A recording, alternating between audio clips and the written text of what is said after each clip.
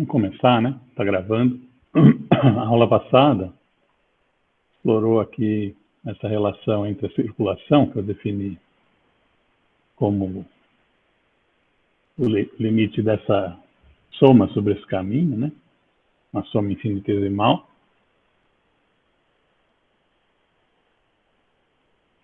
E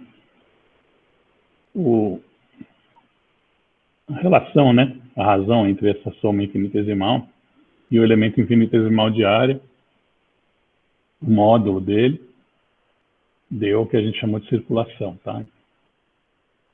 Eu explorei aqui, mostrei para você que bastava trabalhar um dos termos, né? Porque, como a gente enfatizou bastante nas aulas anteriores, os produtos escalares são invariantes com o alinhamento do sistema de eixos, né? Então, peguei e alinhei esse sistema de eixos de modo que o eixo Z ficasse aqui ao longo do elemento de área, certo? Isso é uma rotação, mantendo a origem no mesmo ponto, né? Daí a expansão da função em torno daquele ponto dá exatamente o ponto R, certo? A gente demonstrou que com isso uma das componentes, exatamente a componente Z do rotacional, aparecia na nossa frente, né? Quando a gente expandia a função. E dizer a componente Z, nesse caso, é o mesmo que dizer a componente ao longo do elemento de área, né? Uma vez que eu propositadamente alinhei o eixo Z do sistema com o elemento de área. Então, a gente pode expressar a componente Z dessa maneira. E uma vez que o produto escalar é invariante por rotação, esse resultado é geral. Não precisa ficar trabalhando todas as componentes, tá? Como alguns livros, inclusive, fazem, tá? Obviamente, você parte de um produto escalar, que é uma integral de caminho, infinitesimal, né? Como eu repeti a aula passada, a linguagem aqui está o que a gente poderia chamar de abusiva dessa linguagem aqui. Esse lado esquerdo não seria infinitesimal, mas eu estou no próprio texto dessas notas de aula, eu digo. E é. Então, esse resultado é geral, né? E ele relaciona, então, a circulação, ou a integral de caminho, nesse caso, com o produto escalar do rotacional feito ao longo do elemento de área, né, de uma superfície que a gente põe naquele ponto, tá? Muito bem. Então, a gente vai notar, logo de saída, algo que eu já repeti, que é o fato de que esse tipo de derivada, tanto rotacional, quanto divergente, quanto gradiente, é algo que, se você der a posição, está bem definido, ou seja, é um campo vetorial ele mesmo. A gente diz que uma função assim, ou um campo assim, é local. Ele depende de uma posição no espaço, tá certo? Ele depende de apenas uma posição no espaço. Tem certos campos vetoriais que você precisa dar duas posições como entrada, né? Duas posições diferentes como entrada. Então, não é incomum que eles apareçam. Por exemplo, uma susceptibilidade pode relacionar a uma propriedade física num ponto com alguma outra, com a posição que está no outro ponto, tá? Isso não é incomum de aparecer quando você tem, por exemplo, forças de longo alcance, ou mesmo em outras circunstâncias, tá? Então, eu só estou dando esse esclarecimento aqui sobre a terminologia, local e não local, tá certo? Então, local basicamente é um campo, ou um campo escalar, ou vetorial, como é o caso aqui, que depende apenas de uma entrada do argumento, do vetor argumento, tá? Posição aqui, se você quiser dizer assim. Por que eu estou dizendo isso, né? Porque a gente vai tentar estender essa relação aqui para o que é o primeiro teorema, né? Que é chamado, às vezes, teorema de Stokes-Kelvin, né? Onde vai aparecer uma relação entre uma propriedade que não é local, que é uma integral de caminho sobre um caminho extenso, né? Não infinitesimal, com uma outra integral, mas sobre esse rotacional aqui. Esses teoremas, eles são importantes, por exemplo, para estabelecer as formas integral e diferencial, chamadas assim, das equações de Maxwell, do eletromagnetismo. Tá certo? Então é interessante que às vezes as pessoas se referem com uma forma integral ou não local e uma forma mais local que só relaciona derivadas e os próprios campos, tá? Então é a título de esclarecimento de linguagem, tá? Então aqui tem um exemplo para a gente trabalhar, para a gente esboçar as linhas de campo, tá? Então eu vou fazer um adendo aqui nesse ponto sobre como esboçar linhas de campo. Quando dá certo, é uma maneira geral, tá? Na maioria das vezes vai dar certo quando o campo é uma função de duas variáveis, por exemplo, talvez de três, como é o caso do exemplo que a gente tem trabalhado, daquele campo não conservativo. Então, deixa eu subir o quadro, né, para trabalhar um pouquinho essa parte, que ela não está nas anotações de aula, mas passa a fazer parte da bibliografia, assim que eu explico aqui, né, os vídeos passam a fazer parte da bibliografia nesse formato remoto. Essa é uma das vantagens, as aulas ficam gravadas, né? Poderia ser dito vantagem, né? Né? Então, a ideia é a seguinte, imagina que você tem um campo psi e você quer desenhar as linhas de campo, você quer ver como é que ele fica, esse campo, né? Campo, por exemplo, né? O exemplo que a gente tem usado é o psi não conservativo igual a y, uma constante lambda e o zero. Esse é um exemplo que a gente tem usado bastante, né? Então, isso aqui é só um exemplo, né? A gente pode trabalhar em seguida, né? Mas, por enquanto,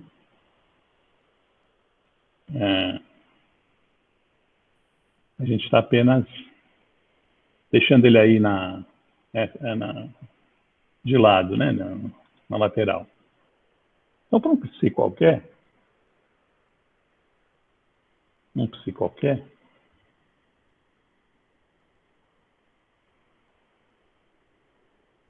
eu quero desenhar as linhas de campo. Como é que eu faço? Bom, você pode tentar fazer... a gente fala na raça, né? Quando é assim, que nem eu faço nas notas de aula, né? Vai desenhando. Tenta ver como é que é. Né? Isso é uma maneira de, pelo menos, saber as linhas de campo. Tá? Porque eu vou explicar aqui de uma maneira mais ou menos intuitiva o que acontece com o caminho no espaço. E esse caminho vai ser a minha linha de campo. Tá? Eu tenho várias linhas de campo. Essas linhas de campo são caminhos no espaço. Tá? Então, essa é a linha de campo. Vou botar entre aspas aqui. Tá? Como todas as outras linhas, é um caminho, né?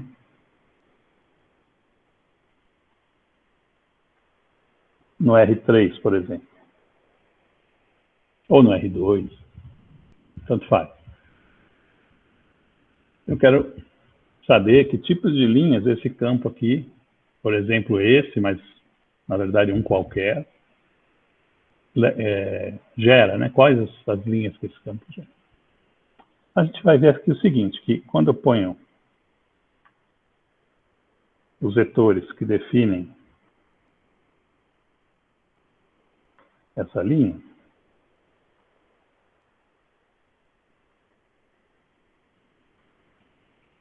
Onde é que está o ΔR aí?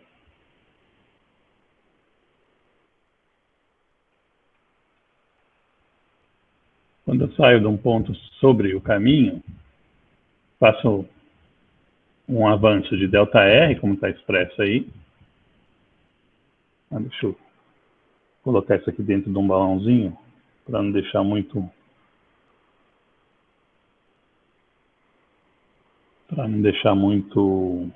denso, né? A imagem. Esse ΔR, se você for desenhar, não adianta muito usar canetinha colorida, né? Porque a resolução do vídeo, infelizmente, mata um pouco esses recursos. De qualquer maneira, vamos ser teimosos, né? Vamos tentar ver aqui, deixa eu ver se está funcionando. Tá, mas no vídeo fica uma coisa diferente do que eu vejo aqui, diretamente na prancheta, né? Então, quando misturar com preto, então fica pior ainda, né? Com a cor. Aqui, isso aqui é o ΔR, tá? Quero dar uma destacada nele.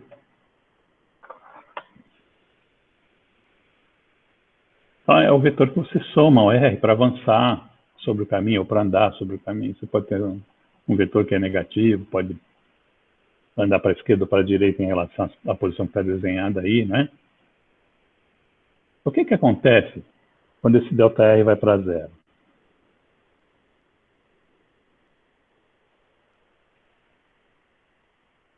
Isso é o mesmo que dizer, como a gente tem, que o DR, né, o ΔR fica um diferencial, né? Ele vira uma diferencial. Portanto, ele fica tangente à curva, né? Tá certo? Isso aqui fica tangente à curva do ponto. Não importa onde está a origem, nada disso. O DR, que vai sobre um caminho, né? DR que, nesse caso, é o DR que define o caminho. A equação da curva, por exemplo, no espaço, tá? Vai ser dado por um vetor, o DR, né? Vai ser um vetor tangente. Então, por extensão, né? O DR dt, você pode, apenas para fins práticos, né? Olhar como se fosse um vetor dividido por um escalar, né? Só para saber qual a natureza do que é vetorial e do que não é aqui. Nessa que um dia já foi uma razão finita, né? E que você ficou todo o tempo do universo fazendo ela pequena até ela ficar, ou todos os tempos de todos os universos, né? Que já nasceram e ainda vão nascer caso eles renasçam, fazendo ele ficar tão pequeno quanto o Siqueira, né? O Siqueira é aquele cara daquele departamento que eu não falo o nome, né? E fica bravo quando falam o nome dele. Certo? Tudo bem, então a gente imagina isso aqui como se fosse um produto, né, desse DR que é tangente por um número, né? Não é um número, mas um sobre dt, né, que é escalar, só para entender que essa taxa aqui, que pode ser entendida como uma velocidade, mas não necessariamente, ela é tangente à curva, né? Tem mais, esse parâmetro t aí, a gente costuma associar com o tempo, e em Física 1 já dá para ver que a velocidade, né, é sempre quem define a curva, né? O vetor velocidade, ele aponta para onde você vai. Se você fizer uma fotografia, né, do movimento no tempo, tira uma foto, né, e olha para ela, se a sua câmera é uma câmera que consegue pegar o vetor velocidade, né, assim, na curva, né, ela vai mostrar que o vetor velocidade está apontando para o próximo ponto da cena. Certo? Porque é o vetor velocidade que é tangente à curva sempre. É ele que define para onde vai ser formada a curva, né? Então, isso é uma coisa de mecânica. Mas, aqui no nosso caso, a gente não precisa nem falar em tempo. A gente vai falar no parâmetro S, né, que pode ser um tamanhozinho aqui ao longo da curva, S.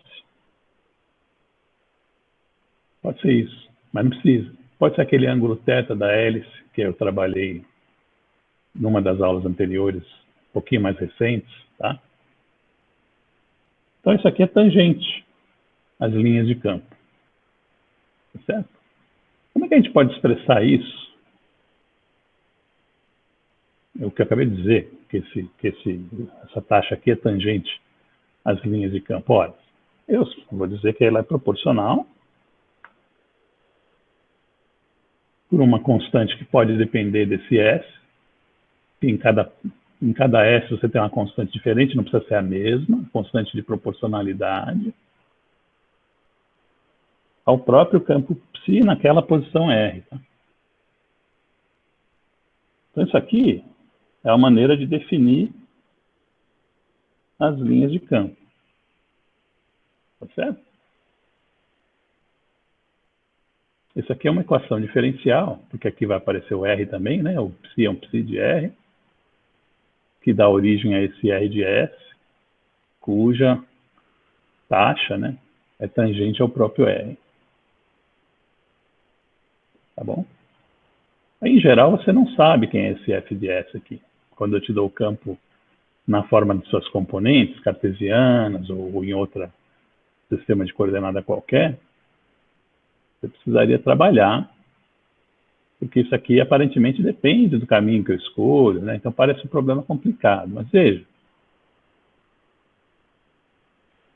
se você consegue fazer essa igualdade, né, termo a termo, porque é uma igualdade vetorial, como é que ela fica? A componente i, que eu vou chamar de dxi,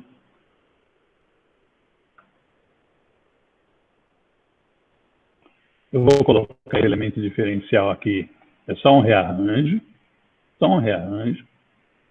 e aqui eu vou colocar a componente i, claro, né, porque componente i, a gente sempre presume uma base ortogonal, né, a componente i do vetor, na igualdade vetorial, tem uma relação com a componente i do outro vetor que está na igualdade, né, tá certo? Isso aqui, ele te diz que você pode montar a seguinte equação, que é uma equação diferencial, tá? dxi sobre psi i igual a dxj sobre psj. Qualquer i j, né? Claro, sempre excluindo dessas relações os psis que são zero, por exemplo, os componentes do campo que são zero, você não vai nem incluir, né? Tá bom? Porque o zero é fácil, né? Aquela componente não varia. Então, você está no plano, por exemplo, esse campo que eu exemplifico sempre, deixa eu puxar o quadro aqui um pouquinho, tá? Esse que está com a bolinha aqui. Esse campo tem uma componente zero, né? Significa o seguinte, que a gente está no R3, significa que as componentes dele, né, ele nunca tem projeção ao longo do eixo Z. Certo? Só isso. Então, eu já sei mais ou menos a cara genérica que isso aqui vai ter ao longo do Z. Não vai ter componente ao longo do Z. É isso. Esse campo aqui. Então, significa que não está definido para Zs diferentes? Claro que está definido. O campo não tem componente ao longo de Z. Mas ele está definido em todos os planos. Ele se repete. Tá certo? Como é que se diz? Geometria analítica, cursos iniciais, né? Que a gente sabe que não é porque uma componente não aparece que quando você desenha uma calha, por exemplo, uma parábola, ou a equação de um plano, ele se estende, né? Às vezes tem uma componente que não aparece. Por exemplo, Z igual a zero é um plano. Né? Z igual a zero é um plano. Só aparece o Z e o zero. Né? É um plano que se estende ao longo de x e y. Né? E esse sim tem o Z igual a zero. Né? Aqui o Z igual a zero se refere a componente do vetor do campo. Qualquer ponto que você pegar, qualquer Z que você pegar, a componente Z do campo é zero.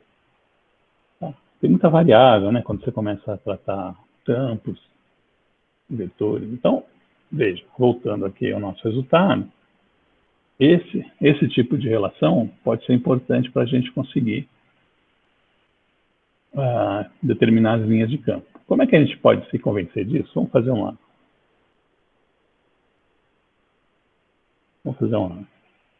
uma coisa aqui de apagar o quadro, né? Então, só para resumir, né? Só para resumir, eu fiz uma discussão em que eu te disse que as linhas de campo do campo se satisfazem essa condição. Então, se R de S são as linhas de campo, né? Então R de S são as linhas de campo. Linhas. Veja que não tem uma função só, né? Porque são linhas, né? Então, você pode pegar uma, duas linhas. Como toda solução de equação diferencial, e vai ser o caso aqui, porque a gente chegou numa equação diferencial aqui, ó. Você vai ter infinitas linhas, né, como solução, mas normalmente elas, dependendo do tipo de equação, né, claro, elas diferem por uma constante, certo? Constantes. Então você, em geral, consegue, né? Ou se você não consegue, isso aqui é apenas como eu costumo dizer, uma ferramenta, tá? Uma ferramenta que você mantém na sua malinha quando você quer desenhar as linhas de campos, tá? Então, por exemplo, os campos que estão aqui nas notas de aula, deixa eu abaixar um pouquinho, já vou voltar no quadro já, tá?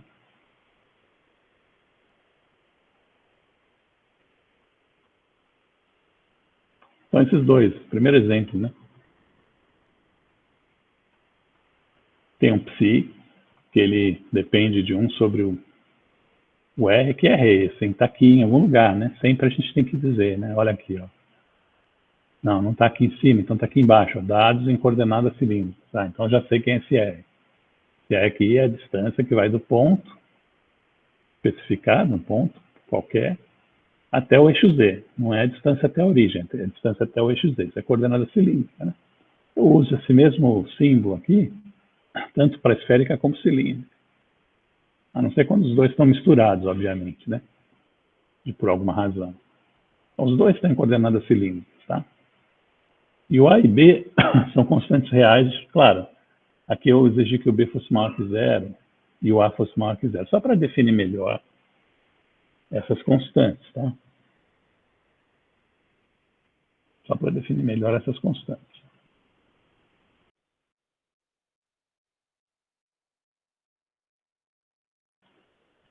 Bom, estou dando tempo para você pensar. Tem alguma dúvida aí? Então, aqui ele quer que você esboce, né? O enunciado quer que você esboce as linhas de campo. Você pode usar essa metodologia aqui. Mas aqui não tem muita dificuldade, né? Aqui, por exemplo, esse psi só tem componente Z. Então, ele está todo com as flechas para cima, né? Ao longo do Z. Olha ele aqui, ó. Tá? E, claro, conforme eu me afasto da origem, ou do eixo Z, conforme eu me afasto do eixo Z, o tamanho da componente, né, vai diminuindo, porque é dado por a intensidade vai diminuindo, né?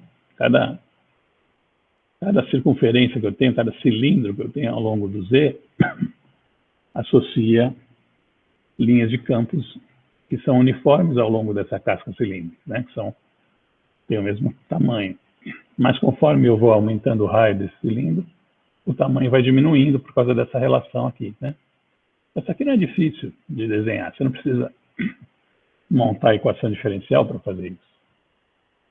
Esse aqui seria esse primeiro campo, né? Qual que é o rotacional dele? Está pedido, o exemplo pede também. O rotacional dele está... Olha como é que a gente faz. A gente pega a representação do nabla, ó, tá aqui o nabla, né? Olha a representação dele aqui. Nas coordenadas convenientes, que nesse caso são cilíndricas, o nabla é dado assim, ó. Tá? Faz o produto vetorial com a representação do campo no mesmo conjunto de coordenadas, tá? Que ele já está dado convenientemente assim. Mas veja, cuidado que essas derivadas vão atuar sobre esse R chapéu e sobre esse θ chapéu, tá? Cuidado. Então, ao fazer o produto setorial, esses caras aqui, esses dois primeiros, ó, vão gerar dois termos cada um, para cada derivada que aparecer aqui do lado esquerdo. Por causa da regra do produto de derivação, né? Tanto a componente quanto o versor unitário dependem das coordenadas. Aqui nesse último termo, não.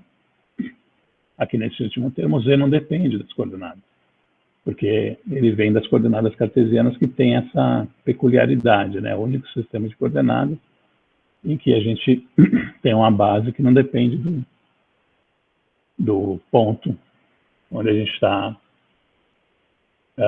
que a gente está especificando, tá? Então, fazendo o produto vetorial, nesse caso fica mais simples por causa disso que eu acabei de dizer, fazendo a atuação das derivadas, você cai nesse resultado aqui, certo? Nesse resultado aqui. De onde é que vem esse θ chapéu? Vem de uma combinação de produtos de θ chapéu com Z, ou R chapéu com Z, né? Tá certo? Você diz assim, por que o R chapéu com Z chapéu dá o θ chapéu com Z chapéu dá o R chapéu, mais ou menos, né? Vamos ver, R, θ, então dá R, tá positivo, né? Na ordem que a gente define R, θ, Z, né?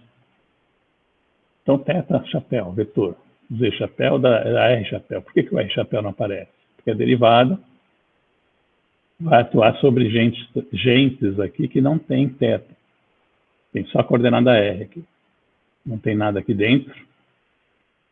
E tem só a coordenada R aqui. Então, quando eu faço D de θ, zero. Por isso que o R chapéu não aparece no resultado. O Z chapéu não aparece no resultado. A razão primeira que a gente percebe isso é que Z chapéu, vetor Z chapéu, dá zero. Produto setorial aqui, tá vendo? E também, se você quiser, a derivada D de Z também dá zero aqui, porque não tem nada dependente de Z aqui, mas tem pelo menos duas razões, então, para dar zero, se você quiser. Sobra só o R chapéu, vetor Z chapéu, que é menos θ chapéu, não é isso? Mas, note que tem uma derivada com relação a R, que troca o sinal disso aqui para menos 1 sobre R2, e com aquele menos do R vetor Z, né, acaba ficando positivo. Então, aqui você fez o rotacional, e você pode desenhar o rotacional, ele está só ao longo de θ, olha os campos aqui, ó. Para cada R que define uma circunferência ou um cilindro ao longo de Z, você tem linhas com a mesma intensidade do rotacional já. Então, olhando aqui o rotacional como campo já. Então, esse aqui é o campo, esse aqui é o rotacional. Diferente de zero, tá?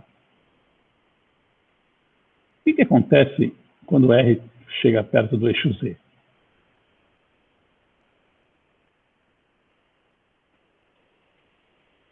Então, tanto aqui no campo, quanto no rotacional, se o R chegar perto do Z, significa que esse módulo de R está indo a zero, e você tem uma divergência, né? Você tem uma indefinição. É como se houvesse uma linha, o eixo Z ele mesmo, né? Uma linha infinita, e você não pode tocar, porque ela não tem nada definido ali. Tem uma descontinuidade. A singularidade, né? E não é um ponto, é uma região extensa, é uma linha. Porque isso aqui é coordenada cilíndrica, então ele não está medindo a distância até a origem, está medindo a distância até o eixo Z. Certo? Essa aqui é a gente diz que é uma linha de né? Branch cut, que a gente fala às vezes. Tá? Vamos começar a usar essa terminologia, né? O que é isso que eu falei, branch cut, né? Vou escrever aqui no quadro para você. Não é tão usada essa linguagem na parte de integrais de volume, né? Mas quando a gente for fazer integral no plano complexo, e o conceito guarda as suas similaridades, né? A gente vai se referir a isso com a linguagem dele, né? Então, eu vou apagar uma parte aqui do que eu fiz para fazer esse comentário.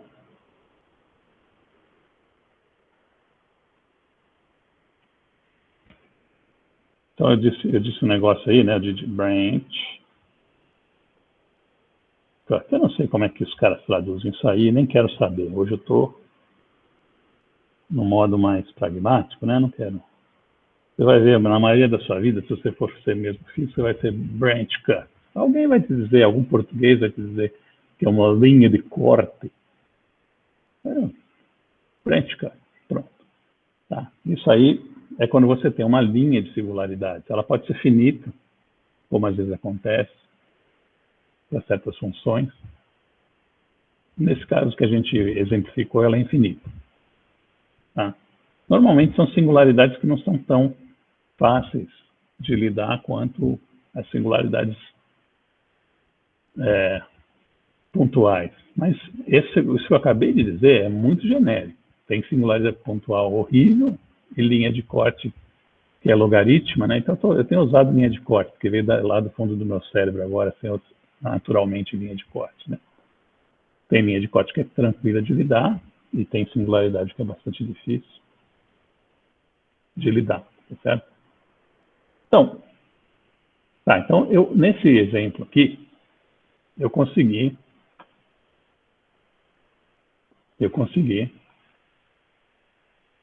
né, no exemplo aqui das notas de aula, eu consegui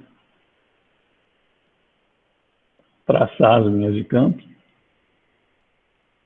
tá certo? E as linhas de campo do rotacional e fazer o rotacional para um campo específico, sem recorrer a nenhuma ferramenta como essa que eu acabei de explicar no quadro, que a gente vai usar já já.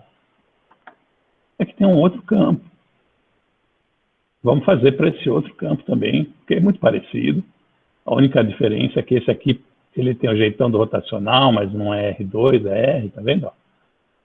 Esse campo aqui é outro campo, mas ele é tangente. Então aqui está o segundo campo, eu espremi aqui nas notas de aula, né? Vamos deixar ele aqui assim. Está ele aqui desenhado. Né?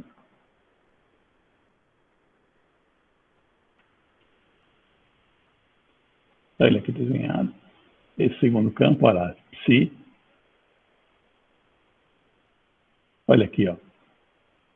Psi igual a B sobre R ao longo de θ tangencial. Está aqui, ó. E aí vamos fazer o rotacional de novo. Você faz, eu vou deixar aqui, está feito rapidamente aqui. Então você tem que fazer esses exemplos, né? É aquela que eu falo que é a cozinha do chefe, né? Que você tem que certas coisas que você precisa fazer mesmo, não adianta. Então faz o rotacional para exercitar. Eu fiz ao fazer você percebe às vezes algumas coisas, eu fiz um comentário aqui que em geral o rotacional de uma função qualquer dessa distância R até o eixo cilíndrica, né? Em coordenadas cilíndricas. Então, um campo tangencial cuja intensidade só depende da distância até o eixo, em geral, dá esse tipo de rotacional aqui. Ó. Depende diretamente da derivada de dr mais FR sobre R. Eu demonstro isso aqui, tá? E aí, colocando essa função B sobre R em especial, você chega no resultado, tá? Chega no resultado. Qual que é o resultado? Quanto dá o rotacional desse campo tangencial? Não está escrito aqui, né? Ou tá? Não está. Quanto que dá? Se eu colocar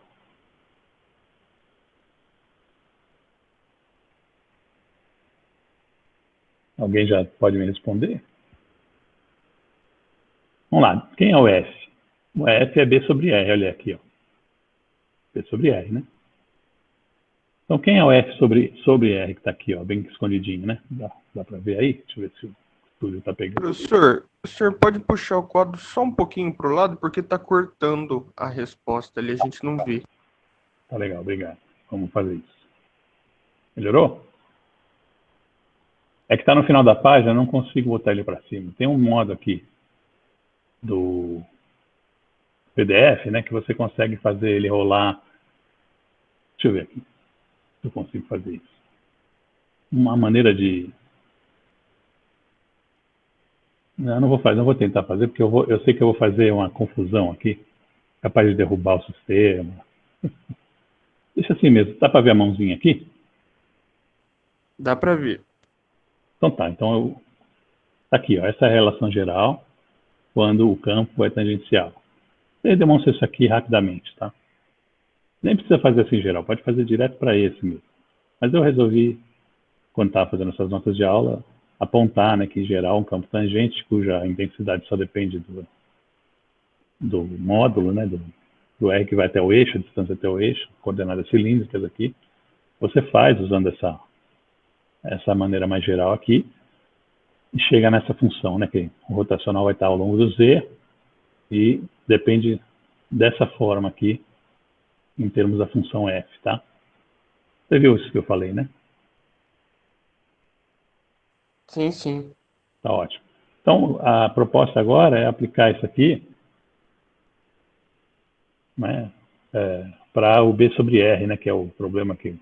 Então, essa linha wiggly aqui, ó, ela abre um parênteses, né, para te dar um resultado geral que você pode demonstrar. Então, aqui, nesse problema aqui, teria já uns 3, 4 itens, se fosse um problema para colocar da forma mais organizada, né, que a gente apresenta uma atividade, por exemplo. Então, se eu colocar o F aqui, o F é B sobre R, ó. Olha ele aqui. Então, B sobre R aqui dá B sobre R ao quadrado, nesse termo aqui, dá ou não dá? Vou substituir B sobre R no F, vai ficar B sobre R ao quadrado aqui, ó. E dF dr, B é uma constante, dF dr é menos B sobre R ao quadrado. Então, o rotacional desse campo é zero. Tá? E você vai dizer, pô, que interessante, né? Tem um campo aqui, que parece que não tem nada rodando, entre aspas, né? Está apontando tudo para cima aqui, né? O rotacional dele não deu zero. Está aqui o rotacional dele, né? Está aqui, ó. O psi é esse aqui, que é esse aqui, ó. Tá? Ele é um campo ao longo do Z, mas cuja intensidade cai conforme eu me distancio do eixo Z. Isso é importante. E o rotacional dele é diferente de zero. Então ele tem circulação ponto por ponto aqui. Já esse aqui, quando eu desenho o campo, ele parece que está rodando que nem um louco, né? Só quando eu faço rotacional, dá zero. Esse aí não tem circulação ponto a ponto, onde isso aqui está bem definido, né? Então, novamente, deixa eu já antecipar uma discussão que vai acontecer aqui, que é de importância central, e é o fato que eu tenho na linha, no Z aqui, eu tenho singularidade. Eu tenho um branch cut no Z aqui. Quer dizer, tudo que eu estou comentando é para fora de R igual a zero aqui, ó. Ou seja, o domínio que eu estou discutindo é o espaço menos a linha do eixo Z. Tá? Então, a primeira coisa que esse exemplo ilustra é que o rotacional não é uma coisa aqui assim intuitiva, que você olha para o campo, vê se ele está rodando ou não está, né? Você suspeita, né?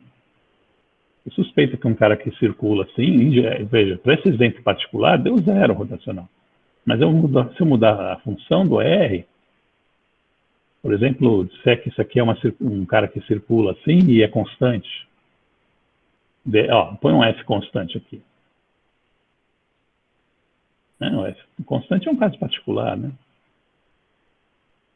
E já não dá zero rotacional, tá certo? Ou um F, 1 sobre R ao quadrado, em vez de esse aqui, ó, 1 sobre R, também já não dá zero. Certo? Então eu peguei um especial que é para te mostrar que ele dá zero, né? E ele vai ser interessante para nós, esse campo. Ele não tem só isso de peculiar. Antes de seguir, então, para essa discussão, eu estou fazendo exemplos em que você inclui desenhar as linhas de campo. E eu introduzi aqui, eu já vou deixar, então, a página aqui, para a gente já deixar o teorema de Stokes engatilhado, eu vou voltar aqui e vamos falar assim, ó, tá bom, agora vamos desenhar as linhas de campo usando isso aqui, certo? Para exemplificar como é que usa isso aqui. Para o campo não conservativo que eu tenho usado desde o começo, como exemplo, tá? Então, deixa eu apagar essa parte aqui.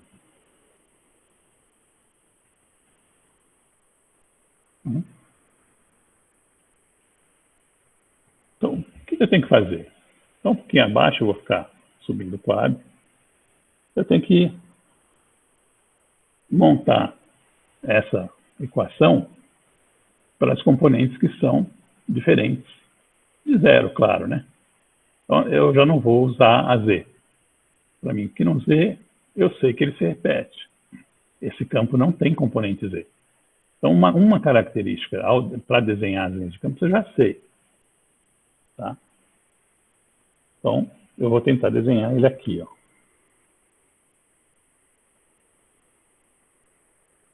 Como é que eu faço a nomenclatura desses eixos? Ó, de uma maneira geral, eu vou te dizer que esse aqui é o psi-z. Não, tá? Eu não vou plotar ele no próprio espaço dele. Vou plotar ele no espaço que é o domínio dele. Z, x, y, né? Porque ele vai se repetir. Se eu fosse plotar no espaço de psi, o que é o espaço de psi? Esse é o espaço domínio, né? Qual que é o domínio? É R. Então é x, y, z. Tá? É o espaço psi. Quem é o espaço psi? Isso é importante discutir, apesar que os cursos às vezes não discutem, né? Porque às vezes o cara, muito comum você está lidando com um problema físico e o cara fala que vai representar ou fazer uma rotação no espaço de spin, no espaço dos spins. O que significa esses espaços? É o espaço do campo, né? Seria você plotar onde os próprios eixos são as componentes do campo, por exemplo. Então, por exemplo, eu posso fazer uma rotação aqui nesse espaço. É diferente de fazer uma rotação sobre o domínio. Eu posso rodar as componentes. Aí o que vai acontecer? As componentes linha vão ter um E elevado a um eixo, né? Produto vetorial, aquela representação sucinta da rotação sobre esses caras aqui, sobre essas componentes e não essas, tá? Então vai acostumando com isso, tá? Essa linguagem, pelo menos. De saber o que você faz. Por exemplo, pode ser espaço das velocidades, a gente tem muito isso, tá?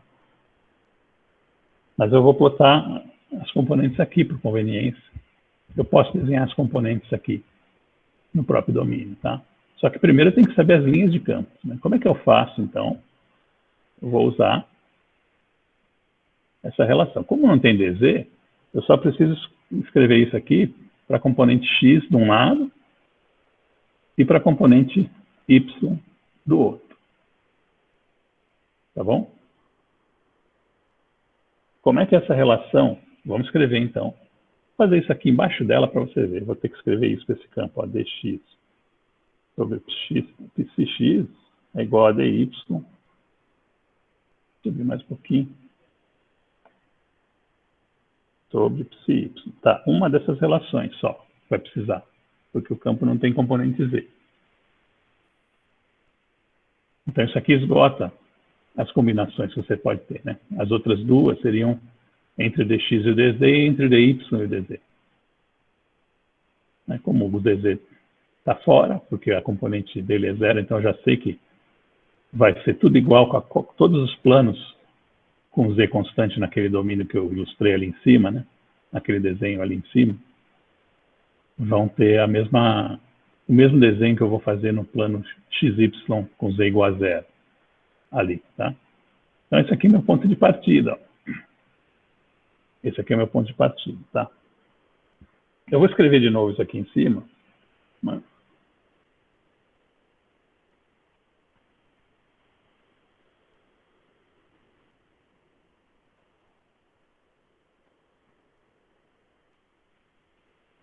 Tá certo? Que é, note novamente, tá? Isso aqui é uma receita que eu estabeleci a partir da constatação que o R que define as linhas de campos satisfaz essa equação diferencial. Eu fiz um argumento geométrico para chegar aqui. Peguei a linha e falei, olha, tá vendo? O dr é tangente a linha. Então ele está... O que define as linhas de campos do psi também são linhas tangentes, né? O vetor. São as linhas em que esse psi é tangente lá no espaço, tá? Então, tudo bem. Volta aqui. Quem é psi y? É o lambda, né? E o psi x é o y. Então, veja, eu vou rearranjar isso aqui agora. Vou rearranjar isso aqui para você entender que você sempre chega, quando é possível, que nem esse caso aí, né, a equações diferenciais. Né? Então, dy dx é igual a psi y sobre psi x. É igual a lambda sobre y. Para esse campo, tá? O campo exemplo aqui, ó.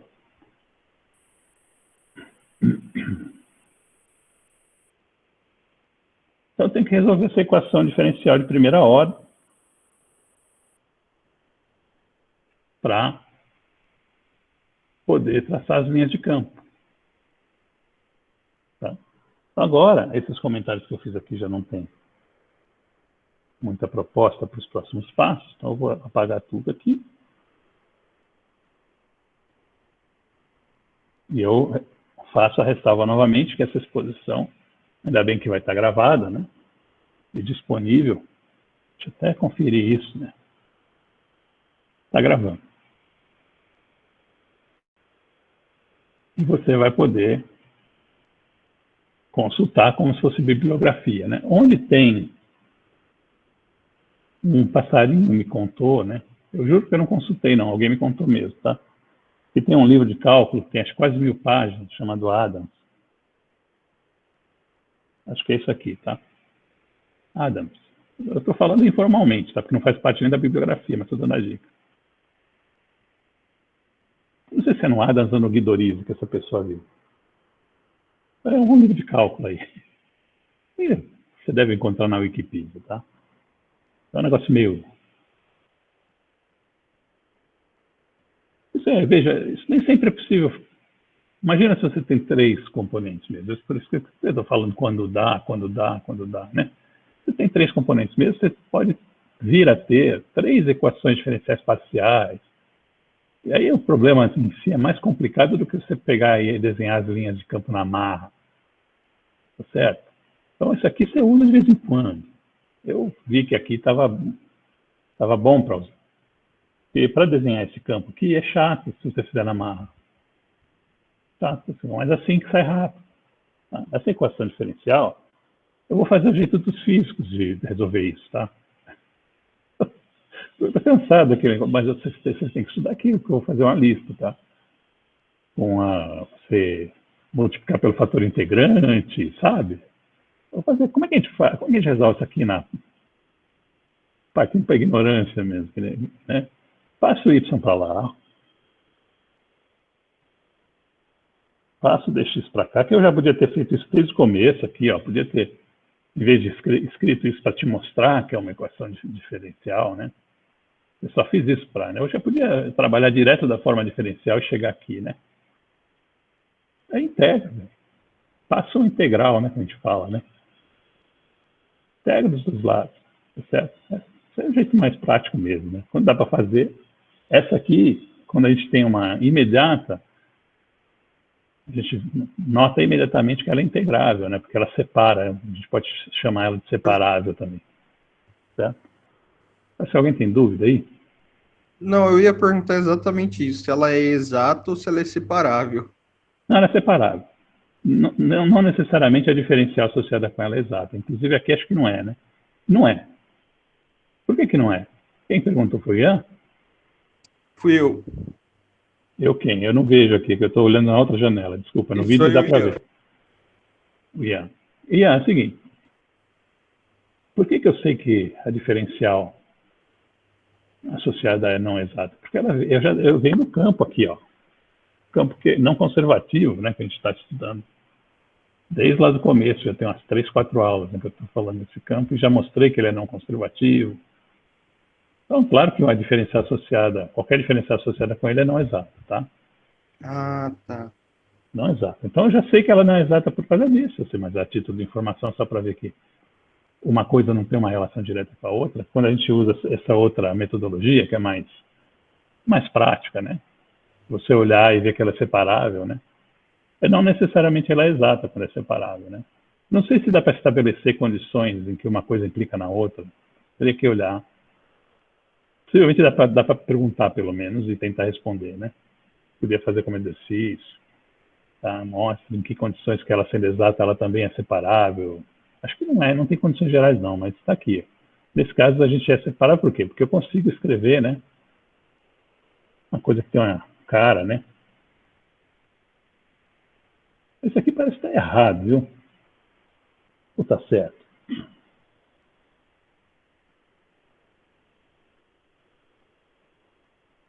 Está certo isso aqui? Tá, né? Está certo que quem gerou essa equação, veja, quem gerou essa equação, então eu tenho que ter mais cuidado aqui nas coisas que eu falo. Eu vou refazer agora. Certo? Quem criou essa equação, a diferencial, na verdade, não é a diferencial do psi. É a diferencial que tem como coeficientes os inversos das componentes do psi.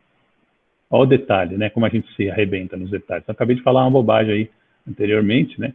Dizendo que o fato de que esse campo é não conservativo imediatamente implica que a diferencial dessa função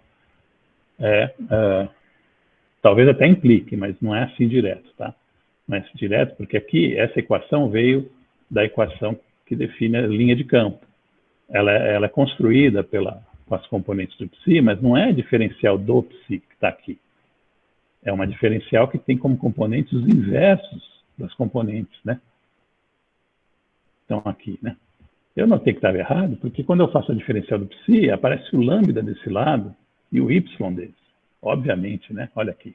O y está no x e o lambda está no y. Então, a diferencial do psi vai ter o y no x e o lambda no y, né? Não é essa.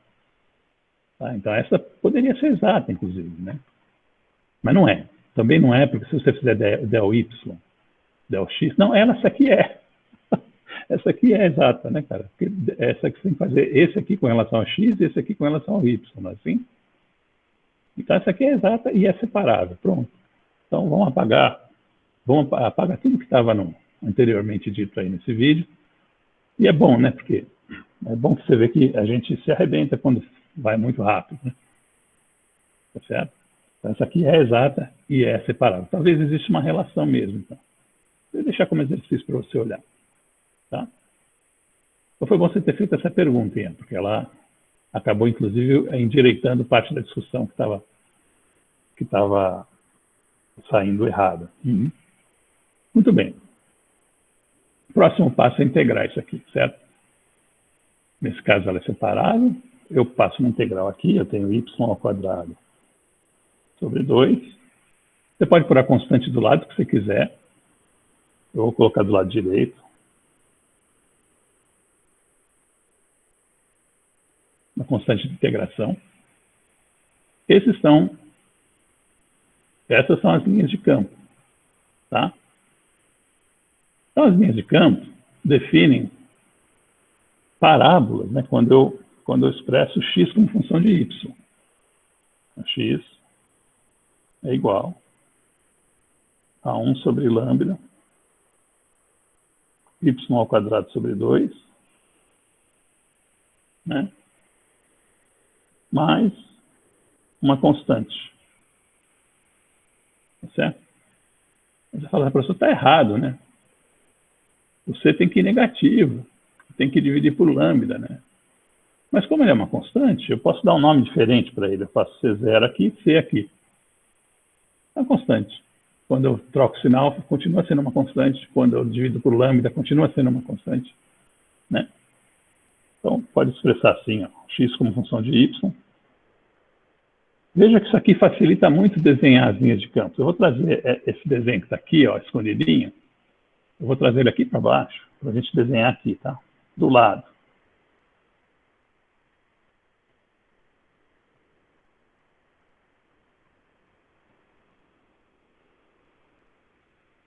Está meio apertadinho, né? A gente faz assim, não tem problema. Aqui em cima eu já posso ir apagando, eu não vou usar mais. Pausei aqui. XY. Como é que eu desenho as linhas de campo? Bom, como eu disse, antecipei para vocês, os planos com Z constante vão dar as mesmas linhas projetadas nesses planos, tá? Então, é uma coisa que nessa direção aqui, ao longo de Z, né, vai ser repetido. Por quê? Porque a componente Z desse campo é sempre zero. Então, ele fica distribuído sobre o plano, esse campo, quando eu desenho. Então, que curva é essa aqui? Quando eu olho para isso aqui como um sistema de eixos, né? Vejo o lambda é positivo, eu tenho trabalhado o campo, eu quis definir o lambda positivo, né? Então, o coeficiente é uma parábola, o coeficiente dela é positivo, né? Então, é uma parábola com a concavidade voltada para cima. E ela cruza o zero em C, aqui tem o C, ó. Então, você está imaginando o x como função de y, tá? O y aqui é a variável. Tá bom? Então, está aqui, ó. Então, isso aqui é uma linha de campo. Se eu variar o C da solução da equação diferencial, eu tenho as outras linhas de campo. Outra aqui. Tem outra aqui para trás, que vai cruzar no eixo negativo, quando C é menor que zero. Tem aqui que cruza em zero quando C é igual a zero. Olha, só aqui eu já tenho, acho que 80% do trabalho de desenhar as linhas de campo feito. Porque os vetores do psi, qual psi? Esse psi aqui, ó. Vamos colocar ele aqui, ó. É o nosso campo não conservativo, que foi o nosso ponto de partida. Vou colocar ele aqui, ó. Psi igual a y lambda zero. Linhas de campo, tá? Traçadas no domínio. R. Tá certo? Como é que é isso aqui? Está faltando a parte vetorial, né? Como é desenhar os vetores, né? Ó, esse não é difícil, né? Você vê que ao longo de x, quem dá a intensidade do campo é o próprio y. Qual a componente x? Essa aqui, ó. A componente x é essa aqui. Claro, né? Porque é sempre tangente, né? Se você quiser desenhar linhas aqui, ó, tangentes, você já está legal. Aqui também, ó. Por que eu estou usando essa orientação? Porque quando o y é menor que zero, que é nesse trecho aqui, a componente x é menor que zero. Significa que ele tem uma componente x menor que zero para cá, ó. Desse lado daqui, a componente x é maior que zero. Então, ele está apontando mais para o lado x, positivo, né? Ele tem um lambda que é constante. Lambda, a componente y é constante. Ou seja, a projeção dessa componente y ao longo, né, da direção y é a mesma. Então, eu tenho bastante controle sobre como... E que mais?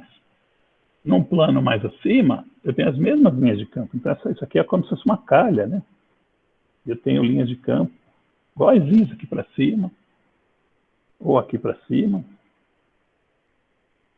Então, eu tenho todas as linhas no espaço. E isso, o que facilitou muito a minha vida foi traçar as linhas de campo inicialmente, né? Em vez de ficar pensando diretamente. No... As notas de aula traçam isso aqui, mas elas traçam de uma maneira mais na marra. Você vai ver que nem fica muito bom o desenho. Tá? Você tem que ficar olhando a parte vetorial junto com a parte de módulo, junto com a parte direcional, né? É complicado de fazer, olhando assim só para o campo. tá certo? Alguns campos são imediatos, né? Outros são mais difíceis. Aqui ele tem o valor de y na componente x, então ele confunde um pouco, né? Então, esse procedimento aqui você guarda, como se fosse um canivetinho, tá? Dessa maneira, né? Então, basicamente, ele partiu, né? Na verdade, você pode dizer, vou deixar como exercício para você mostrar, e esse tipo de afirmação, vou colocar dr aqui.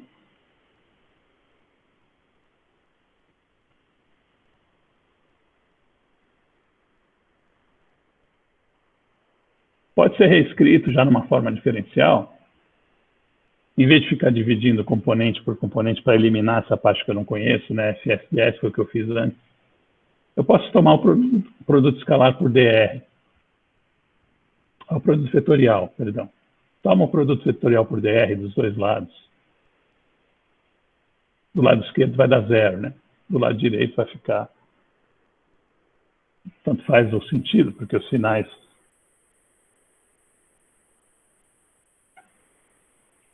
Então, essa condição aqui, ó, ela te dá as linhas de campo.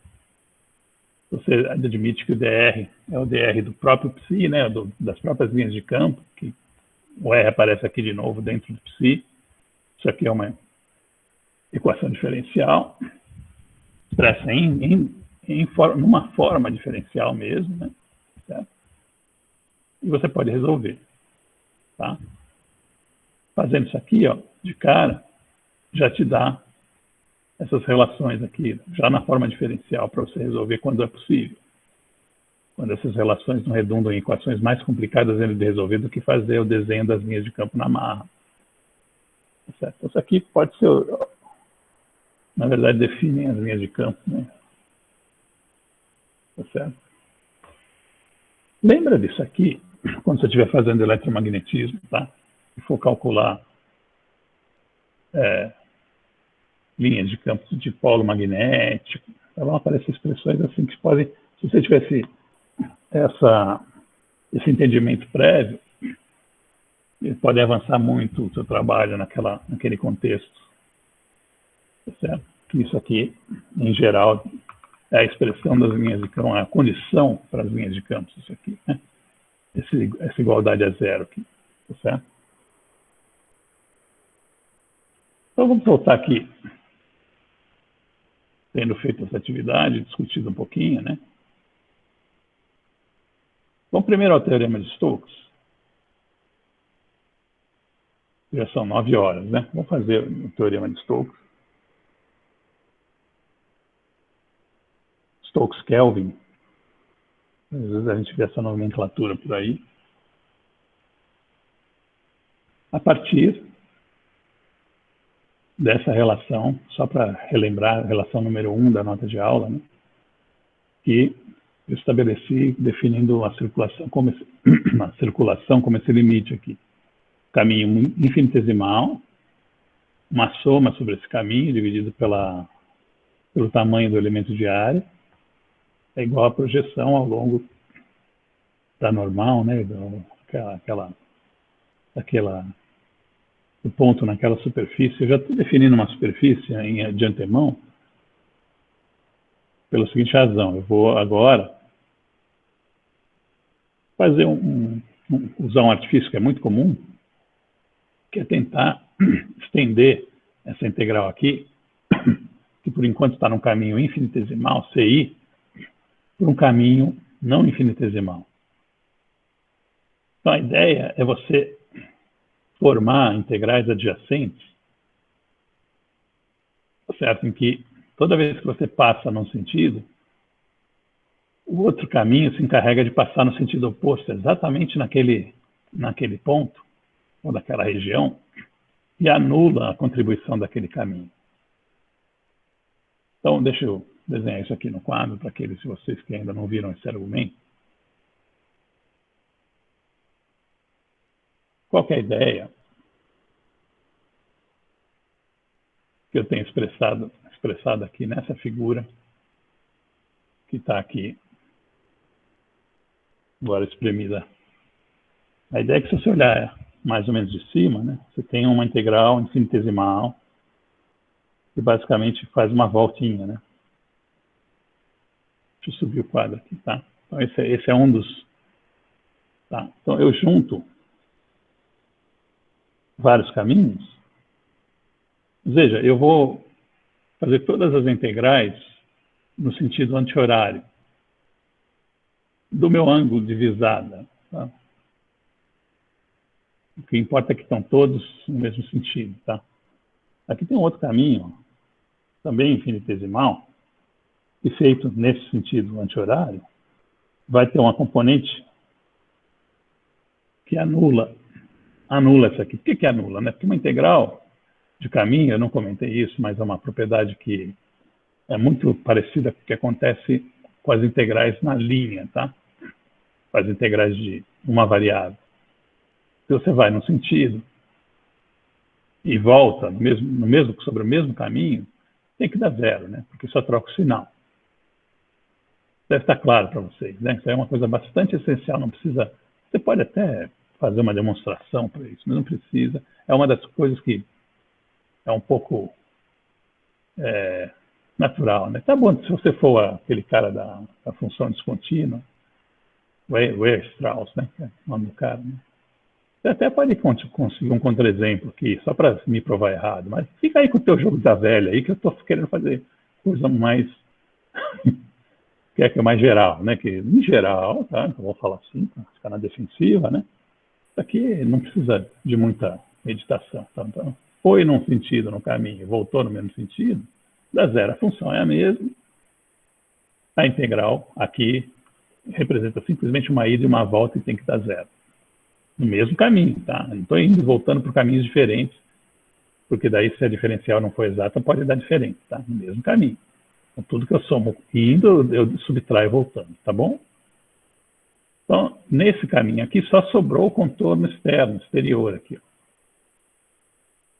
Tá vendo? Então, essa ideia pode ser estendida para muitos caminhozinhos infinitesimais desses. Como essa figura que está aqui em cima, está sugerindo. Aqui já pus 4 quadradinhos, né? Nessa figura só sobra aquele caminho que está pelo lado de fora. Se você estende esse raciocínio até o caminho que está finalmente, né, na superfície, que é esse caminho exterior aqui, CS, tá vendo? Então significa que essa integral sobre esses vários caminhos, certo? Vai se transformar numa integral sobre esse caminho aqui, que é uma integral. E para cada um deles, você aplica a relação, né, de que a circulação tem uma relação com o rotacional, tá? Aqui, eu, nas notas de aula, também comento como é que você raciocina fazendo isso. O resultado desse procedimento é que você agora tem do lado esquerdo uma soma que é sobre a parte exterior, ou seja, a borda da superfície, o caminho que define a borda da superfície. E do lado direito, que também você teve que somar. Você somou todas as componentes, né, que estavam ali, que representam elementos de superfícies, cada um em um ponto diferente. Então, isso aqui é o teorema de Stokes. Que é então, você tem uma integral de caminho sobre um caminho fechado e ela está relacionada com a integral sobre a área dessa superfície, certo? Que é uma integral aberta, né? Não é fechada, porque a área definida no meio de um caminho ela é uma área, né, que é aberta, mas esse S aqui é o S desse caminho, e esse caminho aqui é o caminho desse S, tá bom? Tudo bem. Agora você vai perguntar assim, tá bom, isso aqui, o que está subjacente a essa discussão que eu não falei, tá certo? Mas eu falei quando eu defini a circulação, né? Vamos lá, vamos voltar lá. Isso aqui é a parte técnica, como a gente fala, né? Eu peguei isso aqui, defini a circulação, mas olha aqui, ó. Olha como eu fui mais defensivo do que preciso, inclusive. Se o campo for analítico, ou seja, admitir que ele tem derivadas até quando quiser. Nem precisa.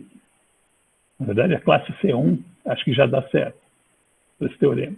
Eu não lembro direito, mas não precisa ser tão restritivo. Como eu estou na defensiva, né, eu já fico, fala logo, que pega logo os caras, tudo função legal. Né? Mas tudo bem, independente desse detalhe, não tem nenhuma linha daquelas do eixo Z lá, onde não tem definição nem da função, muito menos das derivadas. Tá? Não tem. Eu estou excluindo isso aí. Tá?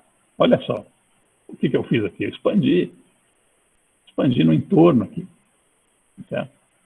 Isso é tudo consistente com a pressuposição de que eu posso fazer isso, as derivadas são definidas, etc. Né? Aí, então, quando eu venho aqui na próxima aula e falo do teorema de Stokes, você tem que lembrar que isso aqui vale se eu não tiver nenhuma singularidade lá dentro, porque eu somei sobre todo mundo. Eu apliquei a relação que define, que faz a conexão do rotacional com a circulação, né? Eu apliquei em cada ponto desse domínio. Então, não pode ter singularidade para isso aqui valer. Pode ser que valha, mesmo com singularidade, não sei. Mas, em geral, você precisa dessa cautela. Vamos mostrar exatamente agora que isso é verdade, que isso aqui vai falhar. Como que a gente vai fazer isso? Vamos fazer a integral de caminho daquele campo que eu gostei lá, que ele é as linhas dele são todas circulares, é um campo tangente, né?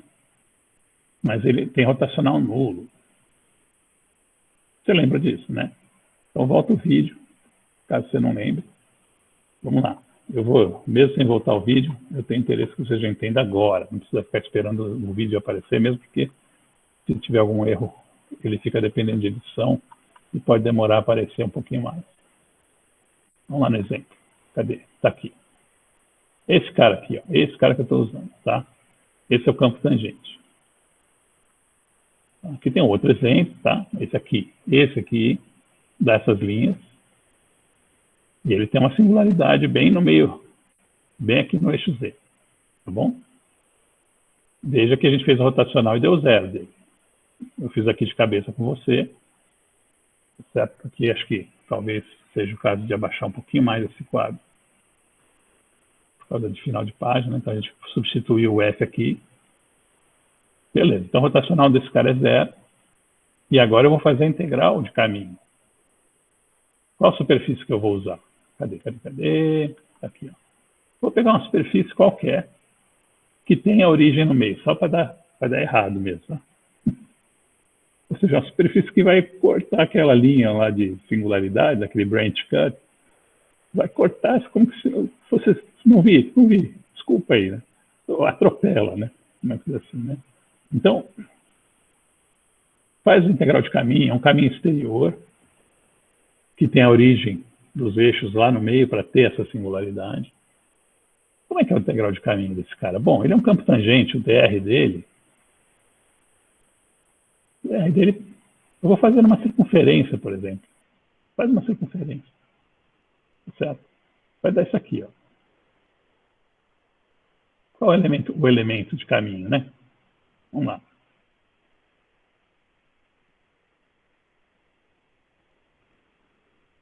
Vamos ver aqui. É bom treinar um pouquinho, né?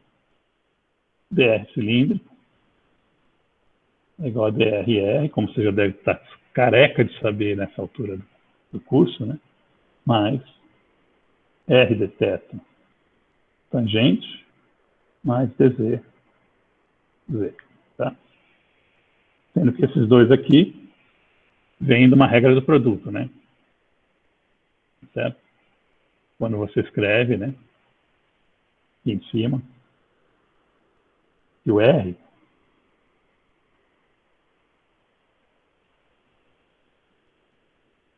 tem uma parte ao longo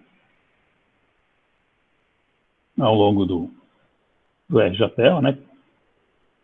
Mais a componente Z, que faz a diferencial. Tá? Então, esse cara aqui tem um produto, né? Que gera esses dois aqui.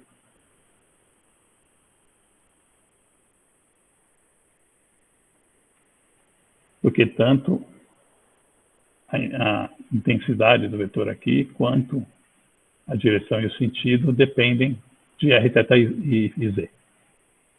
Tá? Claro, com dependências específicas. Esse aqui. Tá? Esse é o dr. Né? Ora, o psi é igual a b sobre r θ. É isso que eu estou usando. Então, isso aqui quer dizer que o psi fazendo produto escalar com dr vai ser igual. Só sobra a componente θ, olha só, no produto escalar. Os outros são ortogonais. Só sobra isso aqui. Isso aqui vai ser b sobre r vezes r dθ. Tá bom? Vem daqui e daqui, ó. Isso aqui é o que dá esse resultado aqui, ó. Certo? Então, não importa muito qual o caminho. É um caminho que está abraçando a origem, né? Então, você imagina um caminho assim, ó.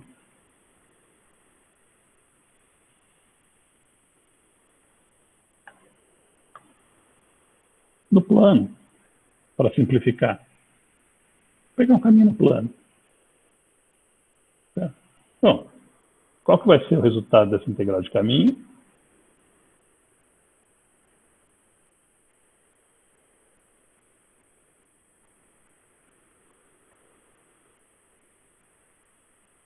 Vai dar 2πb. Certo? Qualquer caminho que você pegar. E agora?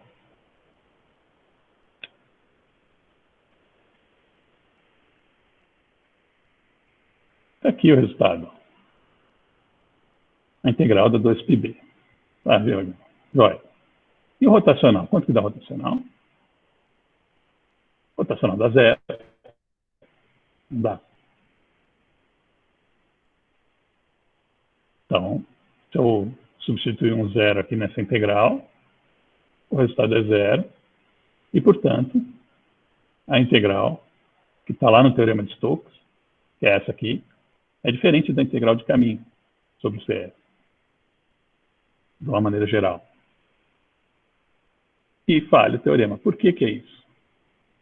Porque tudo que eu estou falando aqui, eu estou falando muito de língua solta, né? O rotacional é zero. Rotacional na origem, na verdade, ao longo do eixo Z, que é um branch cut que a gente tem ali, não está nem definido. É zero nada, né? Ele não está nem definido. Isso aqui é satisfeito fora daquele branch cut. Toda a região do espaço fora daquele branch cut, isso aqui é verdadeiro. Tá? Mas olha o que aconteceu quando eu fui aplicar a minha soma linda, maravilhosa, né? Que dá o teorema aqui, ó. Quando eu fui aplicar, nesse caso em que tem uma diabas, uma singularidade dentro da região que o caminho abraça, deu errado. Então, esse é o cuidado que a gente vai ter. Como é que a gente recupera isso aqui? Como é que a gente faz quando a gente tem caminhos que têm singularidade e que não são regiões muito extensas, né? A ideia é ficar fora, né? Isolar a singularidade, isso que a gente faz. Isso é uma ideia que eu já vou colocar aqui nesse contexto, de uma forma que não é tão usual fazer, com as integrais de volume, etc. Mas que vai ser importante porque o conceito é o que vai dar origem às integrais de caminho que nós vamos fazer no plano complexo. Lá, a coisa é mais tranquila, apesar de parecer que não, parecer que é mais difícil. As funções têm restrições, dada a própria estrutura do espaço, que permitem a gente avançar mais com essas coisas. Mas o conceito pode ser começado aqui, tá? Então, o que eu faço aqui nesse caso? Esse aqui é o caminho exterior, ó. Tá bom? Esse é o caminho exterior. Eu não quero incluir a região que tem o eixo Z, porque ali tem um branch cut. Então, imagine que esse é um caminho agora no plano XY, tá? Para poder simplificar a discussão, né? Agora, o que eu vou fazer? Eu faço um desvio, eu produzo um desvio nesse caminho, de maneira que eu chegue bem pertinho do eixo Z, mas ainda com alguma distância, que depois eu posso fazer tender a zero.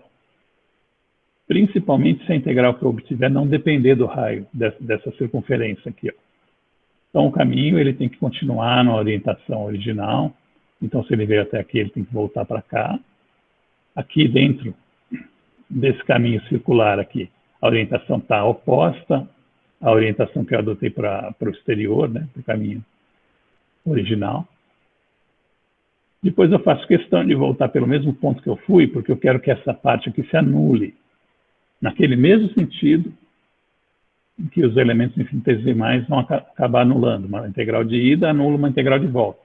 Essa região aqui achurada, ela é toda, a função é bem comportada nela, tá? Lembre disso, o problema está aqui nesse eixo, que tem um branch cut, poderia ter uma singularidade pontual também, não tem problema. Tá certo? Então agora, como essa parte aqui, ó, do desvio, a parte do desvio vai dar zero, porque vai uma na ida, outra volta a mesma no sinal trocado na volta. E não tem singularidade nem nada.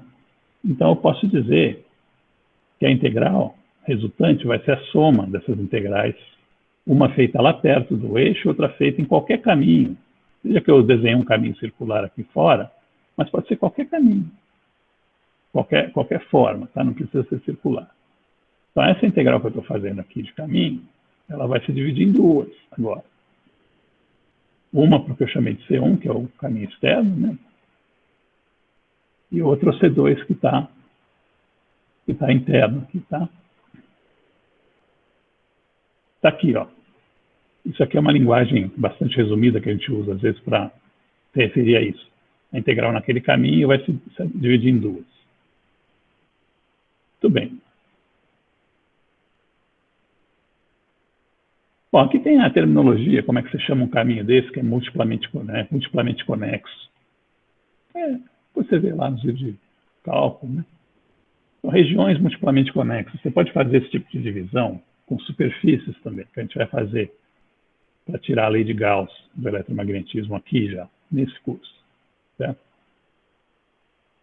Então, a gente tem um conceito de domínios multiplamente conexos.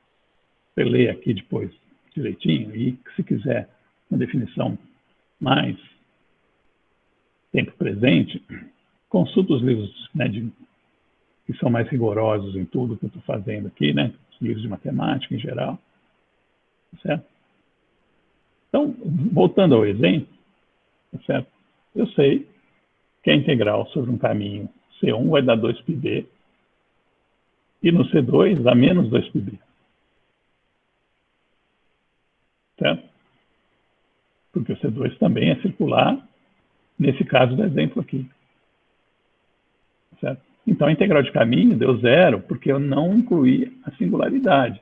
E, nesse caso, então, o teorema de Stokes está valendo naquela região achurada aqui.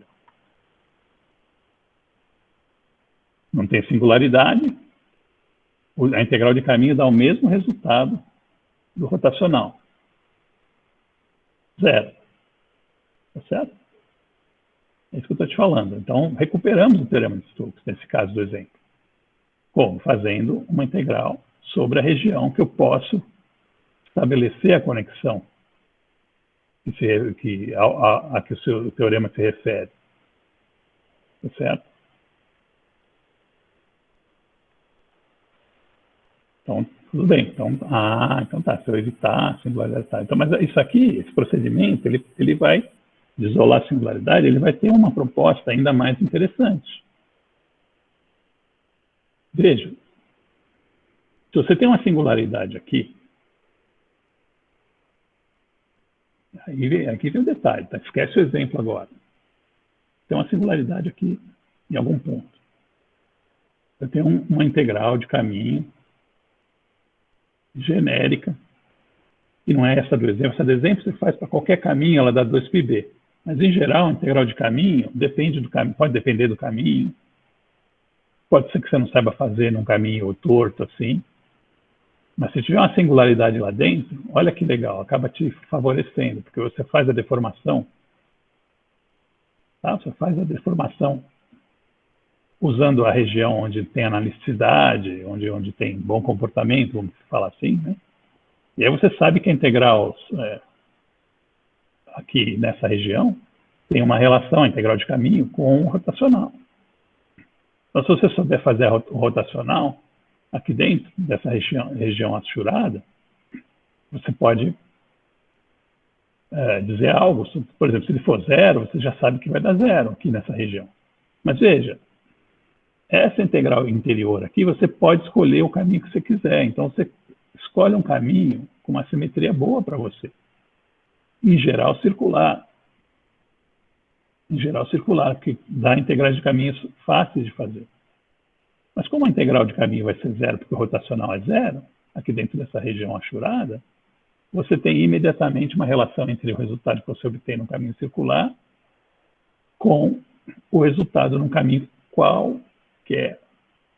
Tá certo? Ou seja, se você completar a integral em torno da singularidade num caminho circular, esse vai ser o mesmo resultado, tirando um sinal, né, por causa da orientação do caminho, que você vai obter num caminho torto qualquer. É assim que a gente obtém a lei de Gauss, cara. Presta bem atenção. Eu estou falando de integral de caminho, lá integral de superfície. Tá, mas é exatamente assim. Tá certo? A gente faz uma integral numa esferinha, que a gente consegue fazer fácil, e a gente diz que a superfície que contém a carga é qualquer. Não importa a forma que ela tem, ela vai dar igual à integral que você obtém numa esfera interior à superfície. Tá? Esse é o argumento que permite. Eu vou fazer esse caso, calma que eu vou fazer. Professor, o teorema de Gauss não é usando o teorema da divergência? Sim.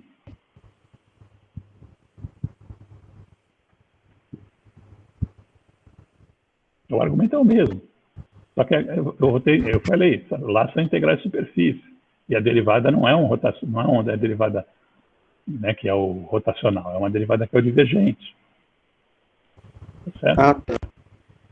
É a mesma coisa, só que a variedade é diferente. Então você tem uma integral de E escalar ds, que seria a integral de caminho aqui, o equivalente. Você quer transformar numa integral de uma derivada, que é o divergente de E, no volume, né, que está contido pelaquela superfície. Exatamente a mesma coisa. Certo? Essencialmente, né? Exatamente a mesma essência, não a mesma coisa. Mesma essência. É só que lá eu vou escolher uma esferinha que eu consigo fazer a integral, que está em torno da carga. Tá? O argumento é esse. Tá? Veja só, você vai ter que reler isso aqui, possivelmente a aula só não vai adiantar. Né? Isso aí mas você vai entender direitinho. Porque, veja, como a integral é a soma desses dois caminhos, e se eu consigo estabelecer que nessa região a derivada, qualquer que seja, no caso aqui é o rotacional, é nula, portanto a integral dentro dessa região aqui, no caso aqui uma integral de área do rotacional vai dar 0, pela relação dada pelo teorema, que é nesse caso o teorema de Stokes, eu tenho uma relação entre essas duas integrais de caminho aqui. Só que a que eu estou fazendo aqui dentro é muito fácil de fazer, porque é numa circunferência. Mas como isso aqui dá 0, a integral na circunferência é igual a menos a integral no caminho exterior qualquer. Então eu estabeleço um resultado para um caminho qualquer, que é o que faz a lei de Gauss. Certo? Mas só que tudo trocado, né? A região agora é um volume, a parte exterior é uma superfície, a parte interior também, e a derivada que dá 0 é a divergência do campo, não é o rotacional. Lá também o rotacional é 0, mas ali tem outras consequências, tá?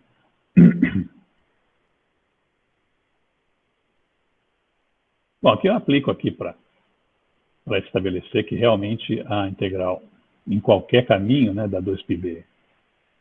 Mas isso a gente já sabia por causa da natureza do campo, que é campo simples, tá?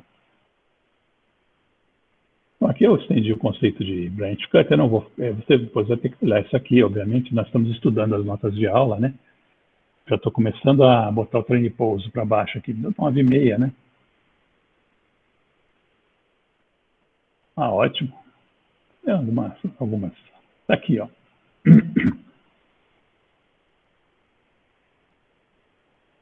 Bom, aqui está uma tentativa. Então aqui vamos para o divergente e teorema da divergência, né? O que a gente vai fazer aqui? A gente vai estabelecer, né,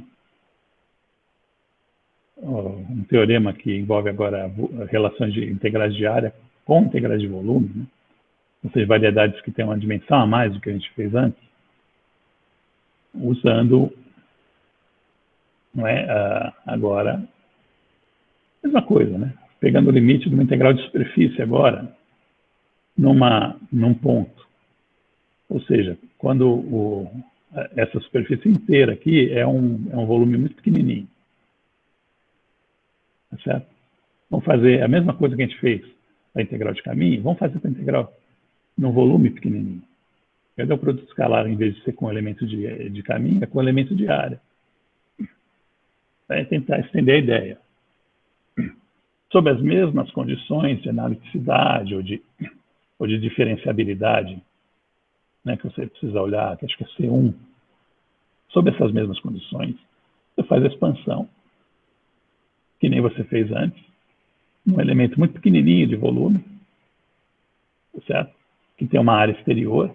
Então, essa integral aqui que significa somar sobre a área exterior do volume. E rapidamente, mais rápido do que lá, no caso do caminho, né? Surpreendentemente, apesar de serem variedades com mais dimensões, é mais rápido demonstrar que você chega nessa relação aqui. Novamente, eu estou partindo de um produto escalar, vou chegar num outro, e eu faço a mesma argumentação, que a orientação é irrelevante para o resultado, então a gente só trabalha uma componente do divergente, que está aqui, aparecendo aqui, ó, mas o resultado é geral. E ele estabelece essa relação aqui, né, que se você faz a soma sobre todas as faces, aparecem as outras componentes. Tá? Aqui eu estou somando na face y e menos y. Tá? Se você faz a soma sobre todas as faces, aparecem as outras derivadas. Tá? Dá uma habilitada sobre isso, e você vai chegar nessa relação aqui. Aí você faz a mesma argumentação que você fez para, né, regiões que são áreas, você faz para regiões que são volumes. Você introduz elementos, né, que as faces desses elementos se cancelam e só sobra a face ou a superfície exterior de um volume. Então você estabelece o teorema da divergência, que é o que o Ian estava desconfortável, né? Mas você veja que o espírito é exatamente o mesmo, apenas o objeto que aparece é uma derivada diferente. Não é uma derivada rotacional, uma derivada que é a divergência do campo. Aqui você está fazendo uma integral sobre a parte externa de uma superfície. E aqui você está fazendo uma integral sobre o volume que está dentro dessa superfície. Então, é uma superfície fechada, tá? Significa que ela tem parte de dentro e parte de fora, em princípio, né? Agora, você vai fazer a mesma coisa para isolar a singularidade, porque o teorema é obviamente estabelecido considerando, né, uma expansão. Portanto, ele presume que eu estou num ponto que não tem singularidade, e quando eu somo para obter o volume completo, eu somo sobre uma região que eu não passei por nenhuma singularidade, senão isso aqui não fica estabelecido. Tá certo? Então, para evitar a singularidade, eu faço a mesma coisa. Se ela está lá dentro, eu faço um caminho, né? Tem superfícies aqui muito pequenininhas, mas que anula quando eu vou e quando eu volto. Tá certo? Então, eu vou acabar fazendo um balanço entre a superfície interna e a superfície externa. Igualzinho o que a gente fez para o caminho. Tá? Então, você também isola. E aí, obviamente, você separa entre o caminho exterior e o interior. Se o rotacional for zero naquela região, você tem imediatamente que essas integrais aqui estão relacionadas, né, porque elas vão dar igual a zero. por causa do rotacional ser zero. Então, a que você faz lá dentro, na superfície de dentro, que pode ser uma esferinha pequenininha, vai ser igual a qualquer outra externa. Então, todos os campos rotacionais têm essa propriedade. Né, se ele tiver singularidade em algum ponto, você pode escolher uma esfera, fazer a integral na esfera, e essa integral, a menos de um sinal, vai ser a mesma integral que você obtém em qualquer superfície que contenha a singularidade. Tá muito rápido? Tá, né? Depois você vê, volta o vídeo de novo. Né? Então, agora aqui a gente vai fazer no exemplo 1, aplicação do teorema da divergência para o campo que a gente vem usando nessa parte aqui, né? Mas eu vou dar uma parada aqui, que são 9h37, a gente retoma na próxima aula, tá? Deixa eu ver quantos ainda tem, são os 7 de sempre, né? Vai convergindo para uma certa audiência, né? Eu sei que muitos, ou alguns de vocês, assistem a versão gravada, né? E por enquanto, então, está aberto para questões. E mais adiante eu vou desligar a gravação, tá? Então, aqueles de vocês que quiserem já saindo, fiquem à vontade, portanto. Tá bom, professor. Até a próxima. Até a próxima, Mariana. Obrigado, professor. Até quinta-feira. Até quinta-feira. Obrigado a você.